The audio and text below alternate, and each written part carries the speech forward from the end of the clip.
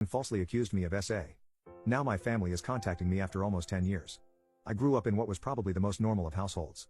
My parents worked a lot but still managed to care for me and my 3 older sisters. We were never super close as a family, but we never had any issues either. The same goes for my extended family. They always lived a few hours away, but we saw each other during summer holidays or Christmas and always got along great. However, as we got older, we naturally grew apart as everyone had their own lives. I'm 31 now. In 2014, when I was 22 and attending university, I received a phone call from my mother that turned my life upside down. I remember I didn't even answer at first because I was gaming with friends. However, she called again immediately after the first call. This was an unwritten rule in the family. If you call twice like that, it's important, like someone died important. So when she called again, I excused myself and answered, only to hear chaos on the other end, like people were arguing. But when my mom realized I had answered, it sounded like she went to another room and closed the door. I just asked what was going on, and I heard her crying. My memory of this conversation is a bit blurry, but she basically asked me if I had something to confess regarding Eve. Eve is my cousin on my mom's side and is 7 years younger than me, 15 at the time. At that point, I hadn't even seen Eve for several years. I just said no and asked what this was about. She just cried even harder and started accusing me of inappropriately touching Eve back when we were children. Eve had supposedly told everything to my sister, and my sister had relayed the information to my mother and my aunt. According to Eve, when she was 9, and I was 16, she had been playing in my room when I came in and started feeling her up. My mother screamed at me to say something, but I couldn't even speak. It was all so absurd. I remember thinking that it must be some bad joke. The last thing I remember saying was that it's not true and that Eve is lying. But then my mom goes on saying that Eve gave such a detailed description of where and how. Then she kept asking something like, "Did you do this? Did you do this?" And I just screamed back at her and denied it each time. It all ended with my mom putting me on speaker, and both my mom and dad said that they don't want anything to do with me and never to contact them again. 2 of my sisters texted me later that day, pretty much saying that I'm disgusting and then blocked me. I know it's weird, but after that call, I went to have a long shower. To this day, I still don't know why I did that. After calming down, I started calling and texting everyone, even Eve. No one answered, and the ones who hadn't blocked my number by then quickly did so. The only thing I heard back was from my father, who texted me to stop contacting them and that they need to heal. That was 9 years ago, and I haven't spoken to anyone in my family since that day. To say this messed me up is an understatement. I was living in a haze for weeks after that and hardly ate at all. It didn't help that this was right before I was supposed to defend my bachelor's thesis and was already stressed out. Luckily, my co-writer sensed something was up and saved me by controlling the conversation so that I got the easy parts.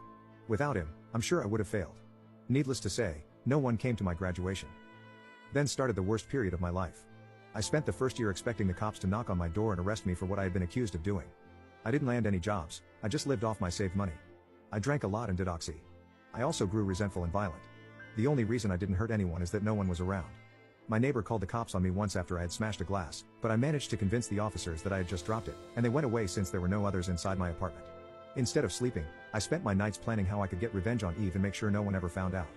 I even thought about how I could actually do the things she had accused me of, but much worse. I know, I'm not proud of that. I landed my first real job in my field in late 2015. Only then did things start to improve. I focused all my time on my job, as it gave me something normal to do. Recovery was a slow process, but I drank less and smiled more. I lived cheaply and earned good money, so I made a point of buying myself a nice gift for my birthdays, a VR headset, a motorcycle, Lego, etc. And last year, I moved from my crappy apartment and bought a small house. It was an old dream of mine to have my own garage and a garden to care for. This has boosted me even more. So my life is okay now. I still have problems. I've been on antidepressants for the last few years, and while they help, it's not in a happy way. They simply remove the dark thoughts and replace them with dead ones. My trust in other people is close to non-existent. I've tried dating but have only been on 2 dates with 2 different women. It's really hard to speak like a normal person when it comes down to it. And what would I tell a potential partner when she asks about my family? Oh, you know, they accused me of a heinous crime, and we're not talking anymore. But I didn't do it, I swear. My field is very male-dominated, so the only woman I really speak to is my therapist, whom I like a lot. A few days ago, I received a text from my mother. It felt unreal, and I was scared to open it at first, so I just stared at the notification for hours before opening it. Yesterday, another text followed.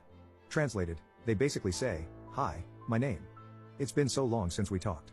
We miss you and want to know how you're doing." Here, she writes a long text about my sisters and how my nieces and nephews are getting big. I didn't even know I was an uncle. Know that we love you and always will.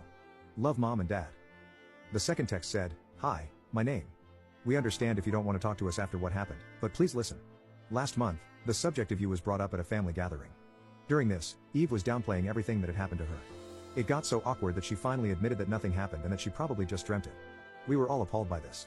When we last spoke, we wanted to protect Eve and did the only thing we thought we could do. We know that's not excusing how you were treated. What Eve did was wrong, and we're all angry at her. We have called everyone that knew and told them the truth. We all want to speak with you, and your sisters want you to meet their families. Please write back if you can find it in you to forgive us. Love, Mom and Dad. So yeah, that's my situation right now. I haven't answered, but they no doubt know I've seen it. Truth be told, I'm seething. So many old, horrible memories are now stirring again. I don't want to forgive them, and I wouldn't trust myself to be in the same room as them right now. Part of me wants to call my family and unleash everything on them, to guilt them with everything I went through until they all hit their rock bottom. Then dedicate my life to making my cousin's life as miserable as possible.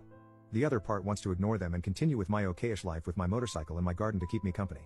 I don't have any friends. The only people I speak to are my coworkers, but we're not really close. I've called my therapist's clinic, but they told me she's on vacation and won't be available for weeks, and I don't want anyone else other than her. So that leaves internet strangers. Please, where to go from here? Do I ignore them and continue as is? Or do I answer? And if so, what to even write?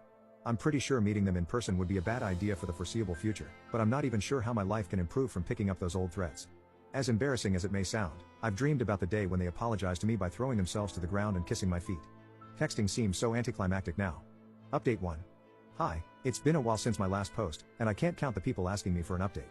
So I thought I'd post one, even though there's not much to say. First, I'd like to get a few things out of the way. Many people told me I should pursue legal action. I didn't mention this in my first post, but I decided against it long ago for a few reasons. In the best case, she would get a slap on the wrist, and I wouldn't gain much at all. I just don't think it's worth the legal headache. And if somehow I end up losing, I'll owe her legal costs. A lot of people have been messaging me about the fake updates. As I wrote in an edit to my other post, there are some fake updates on TikTok and YouTube. So if you saw something on other platforms that you didn't read here, then it wasn't by me.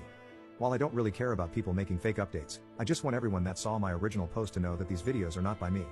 With that cleared up, I'll add what's actually going on with my life right now. Know that I wrote the original post in anger and because I was completely lost on what to do. I needed a kick to the head, and I got that within the first couple of comments. That was really all I needed. I've met with my therapist. I was first scheduled for September, but she managed to move it, and we've had 2 talks so far. She also read the original post and many of your comments. While she would have preferred me to confide in a colleague of hers, in the end, she was glad you guys told me to calm down a bit and wait. She knows firsthand how I can get when angry. I won't go through everything we talked about, but it comes down to the fact that I may respond to my parents at some point, but if I do, it won't be anytime soon. I've started writing everything down that I want to say to my family, and then my therapist, and I will go through those things continuously. For those who asked, they haven't tried to contact me further.